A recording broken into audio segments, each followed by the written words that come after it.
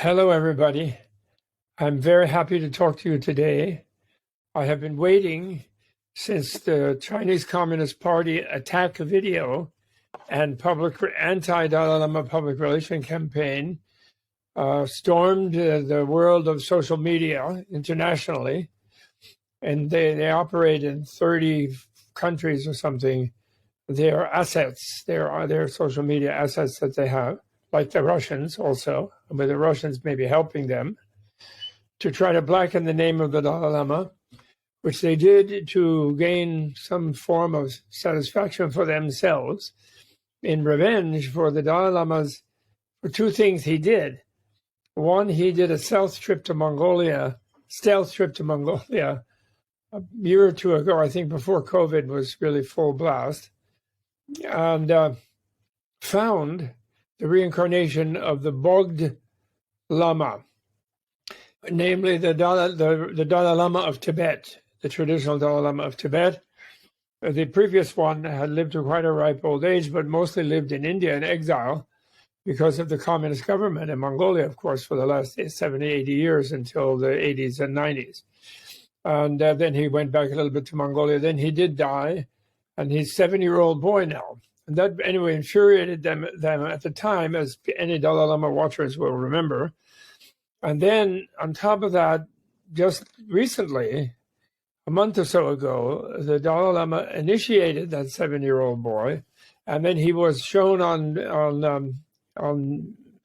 video in YouTube of several ceremonies in Dharamsala, and that also infuriated them. So they planned this, and they saw how their social media manipulator types saw how they could use the Dalai Lama's expression of a traditional Tibetan expression of affection, not sexual affection, grandparent to child affection. And they could use that, and in the context of all of the scandals in the Catholic Church of pedophilia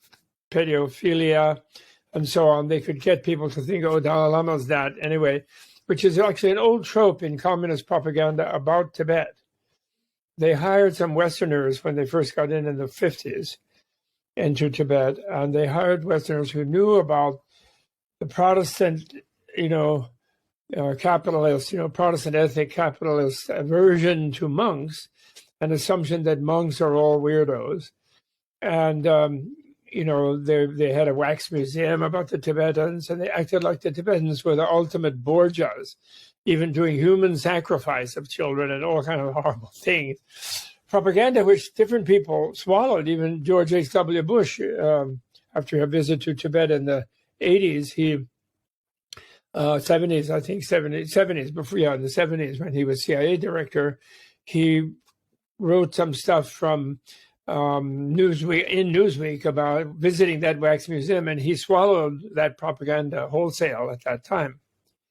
So that's the first context I'm putting this in. The second context is, and I've been waiting to make my own statement in defense of His Holiness, or really, not really, he doesn't need defense. He's the ultimately innocent person, if there ever was, and friendly and loving and kind and compassionate and innocent, completely, with no sexual nothing about anybody. And I was waiting to do that, to explain that to people, to see what else came up and whether, and I sensed when I originally saw the short one, which was a doctored video done by the Communist Party assets who want to blacken the Dalai Lama, as they've always tried to do. He's evil, he's the head of the snake, he's like a wolf in sheep's clothing, all these terrible things. He's a demon. They say that. And they've been saying it for decades. They always do this to try to disguise their own destruction of Tibet, and out of anger that the Tibetan people are still deeply loyal and deeply love and are deeply committed and dedicated to the spiritual eminence and holiness of His Holiness, who's an 87-year-old celibate monastic, genuine one.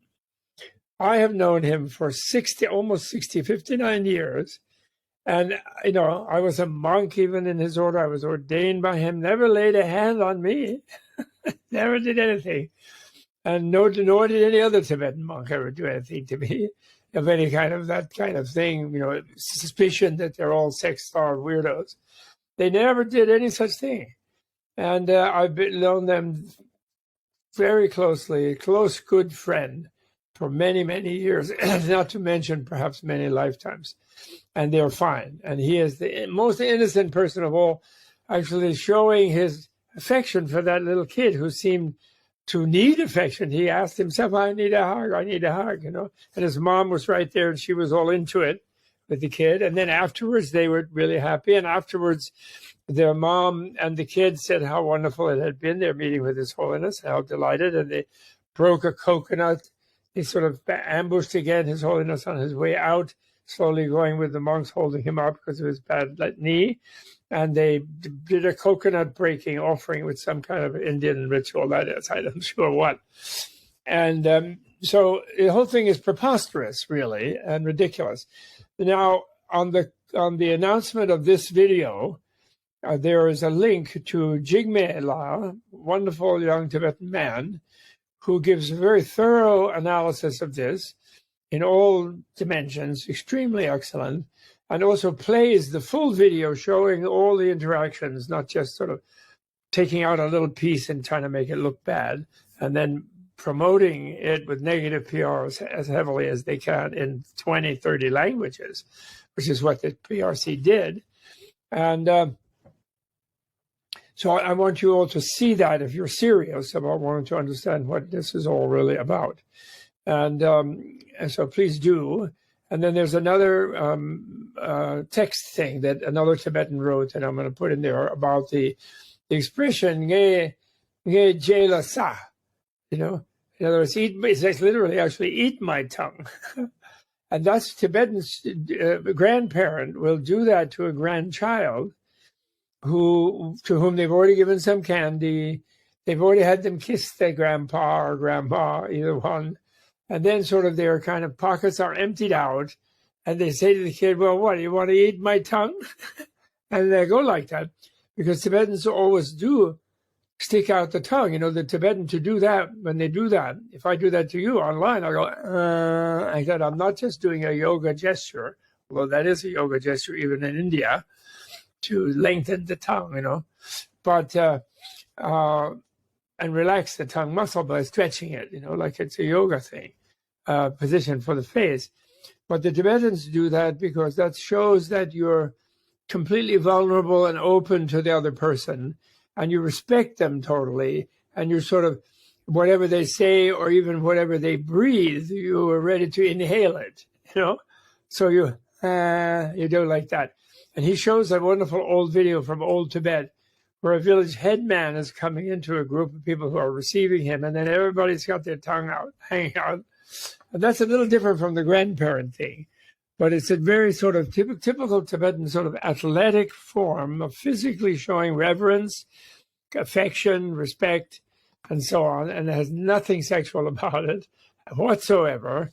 And but the Chinese realize with everybody so flipped out with social media brainwashing about sexuality that it could be used to try to line the Dalai Lama up in people's minds, along with all the child abusing, mostly little boy abusing Mongolian priests, Catholic priests, that have caused scandals and furor and everything, rightly so, in many, many countries.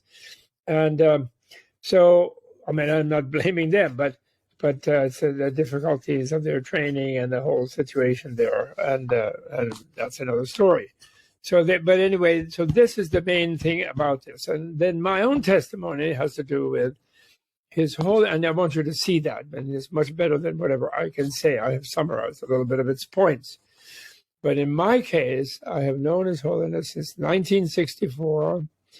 I was a young person myself. I was whatever, His Holiness or any other Tibetan monk that I hung out with for many years as a monk first. Then I reverted myself to lay status simply because there was no support in America, really, for monks. And my wife is very determined that I always say it like that. She doesn't want to be seen as having lured me away from my celibacy, which I maintained for 3 or 4 years, almost 5 years, in my 20s. And in other words, she wants it to be known for sure that I resigned on principle, that, and following the advice of my original teacher, who said, yes, I know you sincerely want to be a monk for life, but the culture you live in will not support you as a monk for life. Instead, you be a regular lay person, you go to a university, be a professor, and et cetera, et cetera. And that's what I did. But I've known him closely, and all different Tibetans, and the ones who are celibate are really celibate. They have really sublimated their energy, and they are really, they can be friendly, loving, and energized. They're not anybody's fantasy of someone who's celibate as being somehow deprived, because they have, their sort of deep subliminal affectional energies are manifested in their speech and their teaching and their artistic work and their general cheerfulness in life, and doesn't require the sexual outlet. And this, again, in Freudian psychology, is practically incomprehensible to the Westerners, who think that anybody who's not somehow active in that way must be repressed and messed up. And in fact, they're not. They are sublimating the energy, and they are not in any way sexual active or aggressive or sneakily. I mean, in general, obviously there will be bad eggs here and there, maybe in the whole millions of Tibetans, but definitely not His Holiness. In fact, His Holiness, in the last 70 years, when they've been in exile, his own purity and his own strictness, actually, about everything, has inspired the Tibetan people in exile, where they have hundreds of thousands. They will say 800,000, the media says, but it may be 150 by now, in India, Nepal, and all around the world. And out of them, 15-20% of both males and females are celibate monastics, the equivalent of monks and nuns, mendicants, and they are mostly completely pure. Again, there may be some individual violators of that, but if discovered, they will be kicked out of the monastery. And that's important for them, because the place for the real heavy-duty spiritual education, the meditation, education, visualization practices that they do, is being celibate and not bringing sexuality or family values. And, becoming a mendicant monk, male or female, monk or nun, in the Buddhist order is, I leave the home for the state of homelessness. I leave the family for adopting the whole universe as my family. Treating everyone, all animals, even not just all humans, as sort of living beings like me, being equal to me and equally deserving of my love and care and affection, but not sexual procreating and families and all of that. So I can testify from 59 years to the sincerity and the purity and the radical innocence. And actually, people, if even looking at the bad video, if you see it, he's just so open and so kind. And it's like, I'm like the Gaga grandpa who's trying to reassure the young kid who said he needed a hug from, like, the quote, under like the highest religious person in a big assembly of hundreds and hundreds of people. And he's showing, I'm everybody's grandpa. And he even says, you can hear in the longer one, we are all equal. We're all one family. We're all brothers and sisters. And he always says that. So he's like being a grandpa or a grandma. And he does it in a sweet way, suck my tongue, which he is editing himself and not saying eat my tongue, which is what the Tibetans would say in Tibetan. But he says that, which is actually, and he makes it sound positive, but in a way it's like, don't you have enough now? What do you want to eat my tongue? It's that kind of thing. That's what it is for a grandpa who wants to tell the kid, no more candy, no more coins, no more hugs and kisses. Now grandpa loves you. So now don't bug me anymore. Or do you what? Or do you want to eat my tongue? That's actually what it's about. Jela sa, sa means to eat. Jela is honorific for the tongue. And nge is mine, Nge sa. That's all it is. So come on, let's calm down, everybody. Do not project that. Those people who are communists and hate religion, or who are some kind of secularists that think religions have caused all the murders and all the disasters in history, you can revel in this outrage routine that the social media are pumping up, which are all their bots, the Russian bots, the Chinese bots. They even selling it to QAnon people, to anything to go against kindness, peacefulness, optimism, hope, restoring life, giving back the future to Greta Thunberg and this young Indian kid and other young people, and showing an older generation genuinely cares for you and wants the planet not to be wrecked so that they can make money, which is what too much of the adults are doing on this planet, why the younger generations feel anxious. And so totally innocently, just being a Tibetan, and not thinking twice about how Westerners don't understand that, don't know that part of the culture. I didn't really know that so well personally. After 60 years of knowing them, I didn't really know the weight or the prevalence, widespread thing of that expression. What do you want to eat my tongue?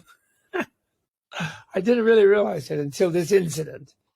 And in a way, I think it will backfire on the CCP, as it always has, where they try to make out the Tibetans are Borgias, their monks are no good, they're not working day and night for the communist dictatorship, imperium, colonialist thing, that are genociding the Tibetan people still today.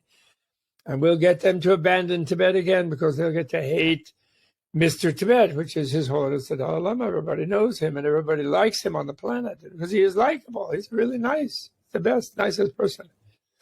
So that's all I wanted to say. I don't want to go in too long. I hope this will go on YouTube, and I hope the links to the young Tibetans who are saying and printing and showing the right way to people about their adored and beloved and highly relied upon and trusted great 14th Holy Dalai Lama of Tibet. They also have a lot to say, and we should listen to them. So I hope you will do that. Thank you for attending to me. I don't know how long this went. I hope it wasn't too long. All the best, okay? Cheer up. He's not a bad guy. He's not a wolf in sheep's clothing. He's really a very nice old grandpa, willing to be a family member of everyone, adopt everyone as his grandson or granddaughter or brother or sister, okay? All the best. Thank you.